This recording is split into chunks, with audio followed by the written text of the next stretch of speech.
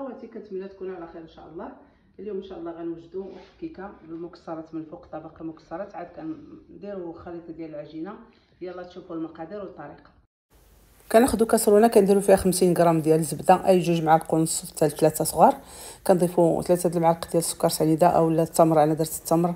كنضيفوا الخليط كنديروه فوق البوطه حتى كيذوب ما يطبخش، وكنضيفوا المكسرات اللي موجود عندك ونديروه في القاع ديال المول اللي كنا دهنا ودار رشينا بالطحين. صافي كنخليوه في الثلاجه حتى كنوجدوا الكيكه. 4 البيضات، قريصه الملح، واحد الفاني كنطربو مزيان مع سكر سنيده كاس حتى كيبيض الخليط وكيتضاعف الحجم ديالو. كنضيفوا كاس ديال الزيت بشويه شويه وكاس ديال الحليب كذلك مع التطراب. وفي الاخر كنضيفوا واحد جوج خمارات، واحد الساشي ديال الفلون فاني ديال الفلون كراميل عفوا باش كيجي يعطينا المذاق. كنضيفوا 3 الكيسان ديال الدقيق.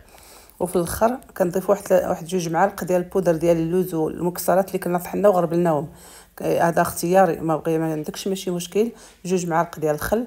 كنخلطوا العناصر صافي ونخرجوا المول من الثلاجه ونكبوا الخليط وندخلوا على الفران البارد على درجه 180 مده نص ساعه. الكيكه هانتوما المكسرات كيبقاو هانتوما كتبان مناسبه العيد مولد النبوي. جربوها وتنال الاعجاب ديالكم. الى اللقاء في شيء اخرى ان شاء الله.